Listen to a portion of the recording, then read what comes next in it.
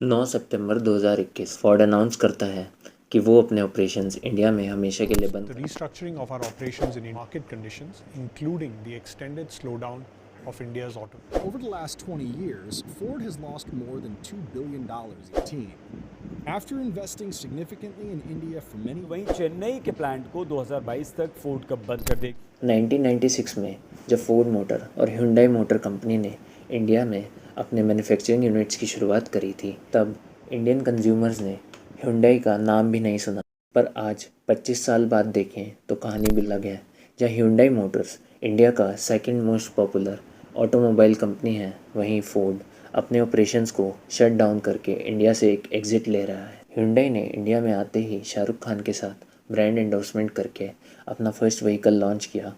India में अपने business की शुरुआत करने के लिए फोर्ड ने कई सारे मैन्युफैक्चरिंग यूनिट सेटअप कर लिए थे। फोर्ड के प्रोडक्ट्स काफ़ी ज़्यादा वेल डिज़ाइंड थे। इनफैक्ट उनकी बिल्ड क्वालिटी भी काफ़ी अच्छी थी। फोर्ड एस्कॉर्ट को इंडिया की मार्केट में लॉन्च किया। पर इतनी अच्छी इन्वेस्टमेंट स्ट्रैटेजी होने के बाद भी ऐसा क्या हुआ कि फोर्ड इंडिया में फेल हो गया? और इसका जवाब है मार्केट रिसर्च।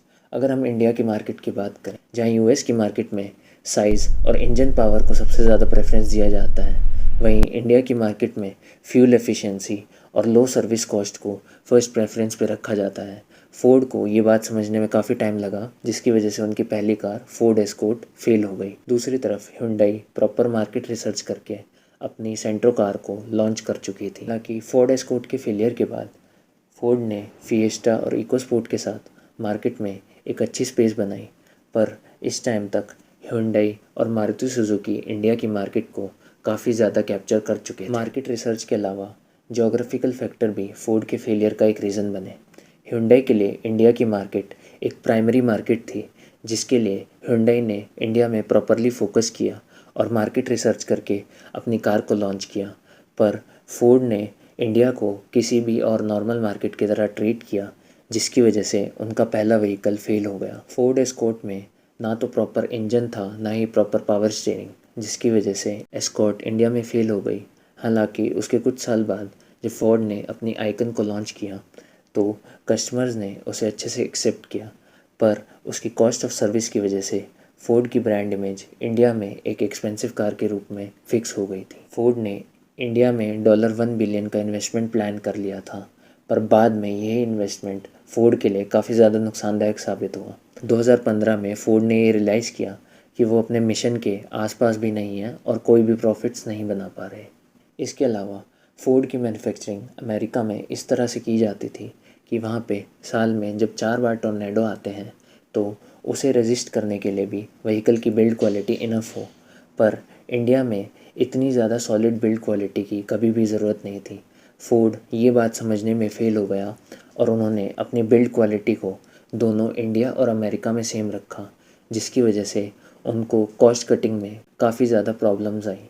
जनरल मोटर्स और हार्ले डेविडसन के इंडिया में फेलियर होने के बाद फोर्ड भी इंडिया में इसीलिए फेल हुआ क्योंकि उन्होंने इंडिया की मार्केट के प्राइस सेंसिटिविटी पॉइंट को अच्छे से नहीं समझा था।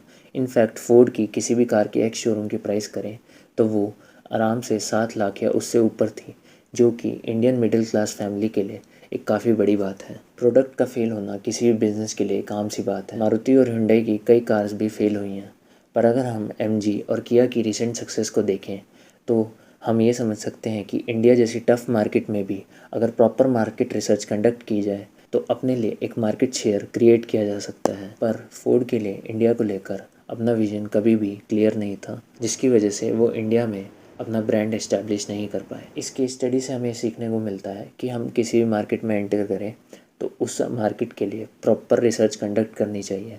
उस मार्केट के यूज़र्स की प्रेफरेंस को फर्स्ट प्रायोरिटी देते हुए हमें अपना प्रोडक्ट लॉन्च करना चाहिए। इसके अलावा किसी भी कंट्री में एंटर करने से पहले उसकी जोग्राफिकल और इमोशनल नीड्स को समझना चाहिए। जैसे कि इंडिया में फूड की सॉलिड बिल्ड क्वालिटी की इतनी ज़्यादा ज़रूरत नहीं थी जितनी कि यूएस में थी, यानी फोर्ड चाहता तो अपनी बिल्ड क्वालिटी को कम करके कॉस्ट कटिंग कर सकता था, पर प्रॉपर मार्केट रिसर्च ना होने की वजह से फोर्ड को इंडिया में फेलियर देखना पड़ा।